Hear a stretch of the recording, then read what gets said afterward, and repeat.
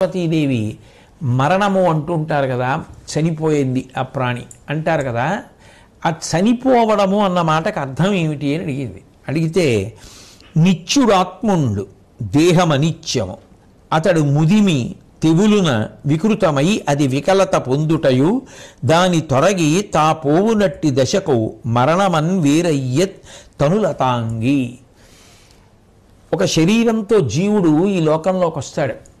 కొంత కాలం అయిపోయిన తర్వాత అది వృద్ధాప్యాన్ని పొందుతుంది, వికారములు పొందేస్తుంది, శరీరం అంతా ముడతలు పడిపోతుంది, సంధిబంధములన్నీ సడలిపోతాయి, అనేకమైనటువంటి రోగములు ఆ శరీరంలోకి ప్రవేశిస్తాయి. అది ఇక జీవుడికి ఉత్తమ కర్మలు చేసుకోవడానికి ఏ విధంగానూ ఉపకరణముగా పనికిరాదు. అటువంటప్పుడు శాశ్వతమైనటువంటి ఆత్మ ఈ శరీరాన్ని వదిలిపెట్టేసి వేరొక శరీరంలోకి వెళ్ళిపోతుంది. అలా ఒక శరీరాన్ని ఆత్మ వదిలిపెట్టేస్తే ఆ వదిలిపెట్టినప్పుడు పడిపోయిన శరీరం ఏదుందో అది మృత్యువు చేత గ్రసింపబడింది అంటారు పార్వతి. అంతే చావంటే అని శంకరుడు పార్వతీదేవికి చెప్పాడు.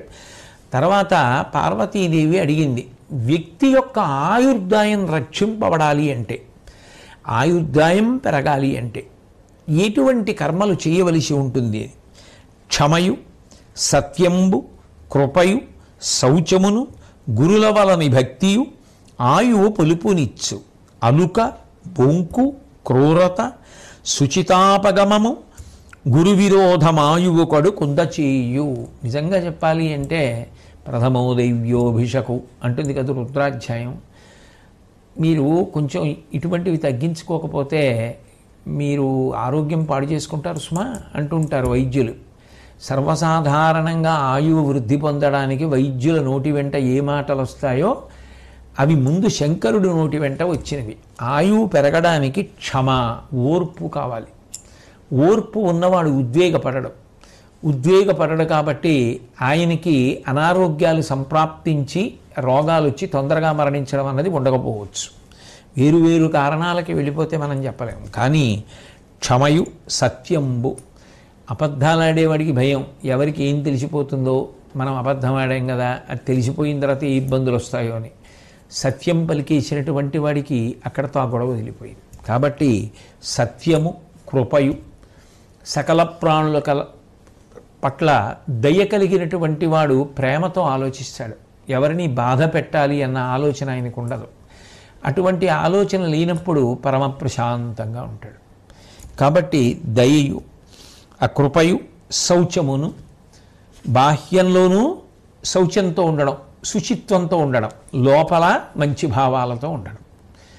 ఇప్పుడు అందరూ చెప్పేది అదే కదా, భోజనం చేసే ముందు శుభ్రంగా చేతులు కడుక్కోండి, 1కి 10 మాటలు చేతులన్నీ సబ్బుతో కడుక్కుంటూ ఉండండి. ఇవన్నీ ఎప్పుడో శంకరుడు చెప్పినవే. ఆరోగ్యంగా ఉండడమే ఆయుర్దాయం ఉంచుకోవడం. అయినప్పుడు ఆయువు ఆరోగ్యం లేని ఆయువు అని కాదు కదా అన్వయం.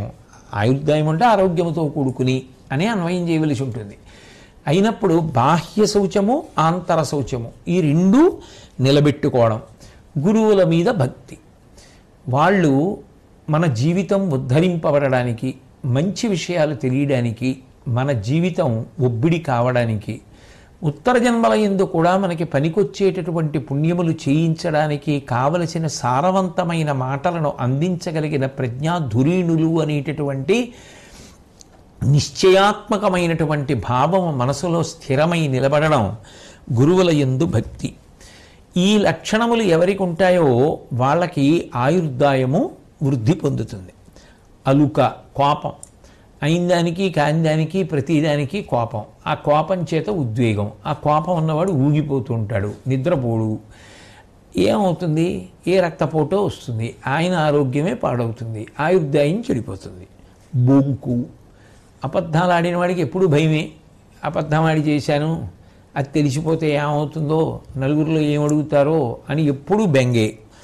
క్రూరత, మనసంతా క్రౌర్యంతో నిండిపోయి ఏ ప్రాణిని బాధ పెడదాము అన్న ఉద్దేశ్యంతో తిరుగుతున్నాడు అనుకోండి, ఎవరు ఆదరిస్తారు? ఎవరు అటువంటి వాడితో ప్రేమగా ఉంటారు? ఎవరు ఎందుకు దగ్గరికి తీస్తారు అటువంటి వాడిని? భావమునందు సాధుత్వము లేకపోతే. అట్లాగే శుచితాపగమము, శుచితాపగమము అంటే శౌచము లేకపోవడం. ఇందాక ఆయుర్దాయాన్ని పెంచితే శౌచం, అది లేకపోతే ఆయుర్దాయం పోతుంది. గురు విరోధము, గురువుగారితో విరోధం పెట్టుకోవడం. అసలు అంతకన్నా అర్థం లేని విషయం లోకంలో ఇంకోటి ఉండదేమో. ఇటు గురువుగారి మీద విరోధం పెట్టుకోవడం ఏమిటి, ఆయన్ని పాడు చేద్దామని ప్రయత్నం చేయడం ఏమిటి, ఆయనకు అపఖ్యాతి తేవడానికి ప్రయత్నించడం ఏమిటి, ఆయన గురించి అబద్ధాలు చెప్పడం ఏమిటి, ఎందుకు వచ్చింది ఇవన్నీ అంటే ఇటువంటి పనులన్నీ దేనికి పనికొస్తాయి అంటే ఆయువు నశించిపోవడానికి కారణములు అవుతాయి. కాబట్టి పార్వతి ఆయువు నిలబడడానికి కారణములవి, ఆయువు తరిగిపోవడానికి కారణములవి.